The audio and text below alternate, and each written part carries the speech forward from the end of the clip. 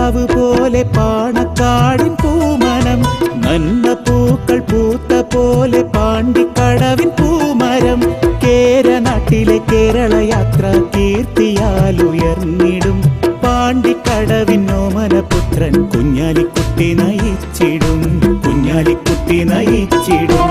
നീലമാന നിലാവ് പോലെ പാണക്കാടിൻ പൂമനം, നന്മ പൂക്കൾ പൂത്ത പോലെ പാണ്ടിക്കടവിൻ പൂമരം.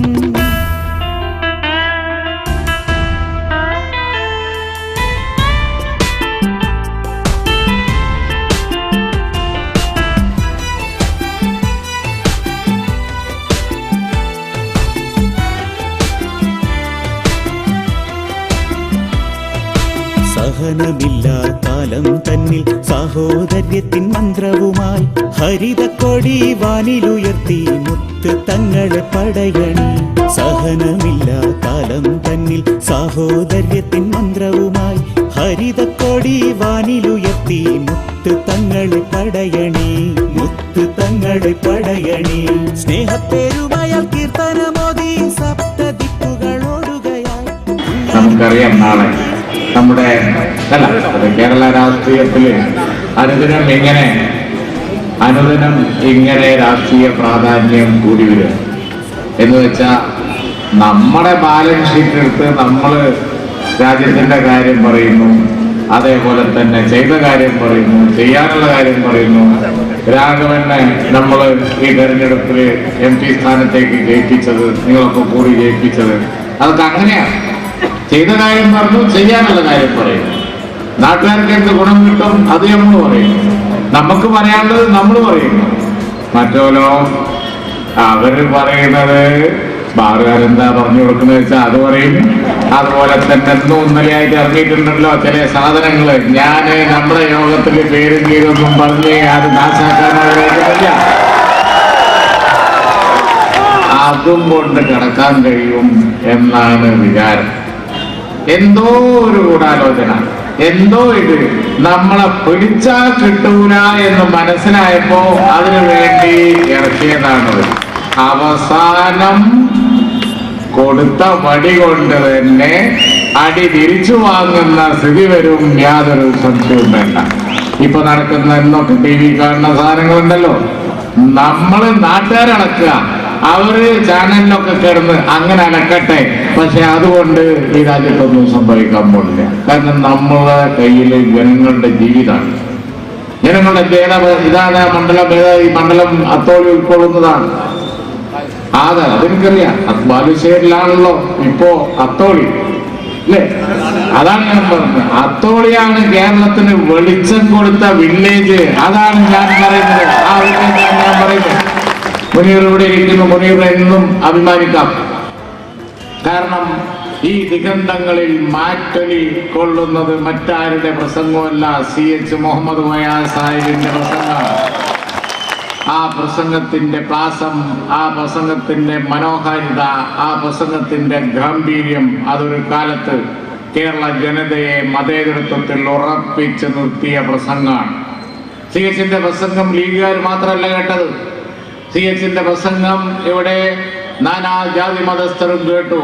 ഉറപ്പിച്ച് നിർത്തിയ ഫൗണ്ടേഷൻ, വളരെ സ്ട്രോങ് ആയ, ഇവിടെ കരിമ്പ് പോലെ ശക്തിയുള്ള ഫൗണ്ടേഷൻ മതേതരത്വത്തിന്റെ കാര്യത്തിൽ കേരളത്തിനുണ്ട് എങ്കിൽ അതിന്റെ ഒന്നാമത്തെ ക്രെഡിറ്റ് CH മുഹമ്മദ് കോയ സാഹിബിന് കൊടുക്കണം.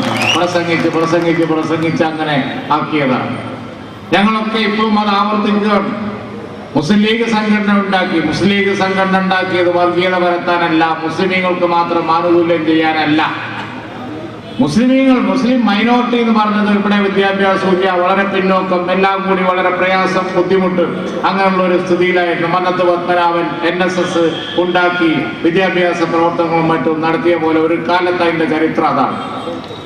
പക്ഷേ ആ സ്വന്തം ഈ മൈനോറിറ്റി കമ്മ്യൂണിറ്റിയും പിന്നോക്ക ആ സമയത്ത് തന്നെ ചടയനെ പോലെയുള്ള ദളിത് ലീഗുകാർ നേതാക്കന്മാർ, അവരും അന്ന് ദളിത് ലീഗൊന്നുമല്ല, പക്ഷേ ദളിത് ജനവിഭാഗങ്ങളെ കൂടെ കൂട്ടിയിട്ടാണ് മുസ്ലിം ലീഗ് പ്രവർത്തിച്ചത്.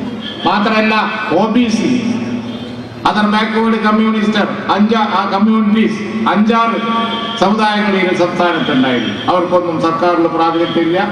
വിദ്യാഭ്യാസമില്ല, ഒന്നുമില്ല.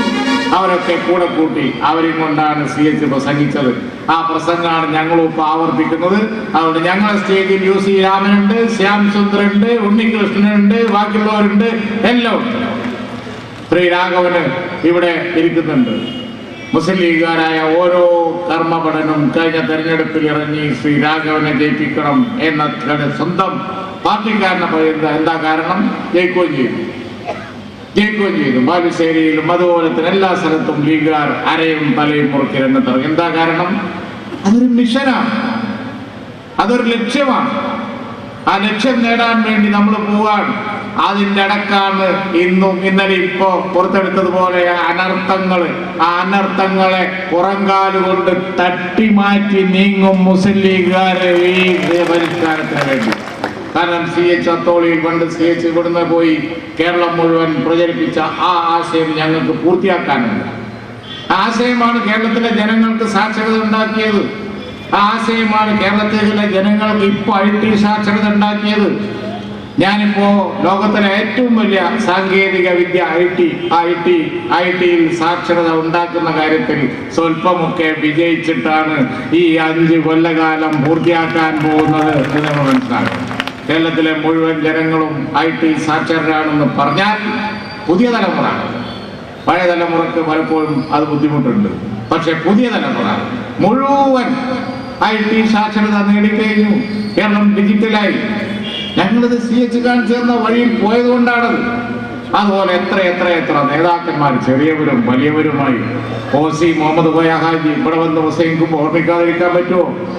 Ibrahimkutty master, UK Ibrahimkutty master ഇവിടെ വന്ന് പ്രസംഗിക്കുമ്പോൾ ഓർക്കാതിരിക്കാൻ പറ്റുമോ?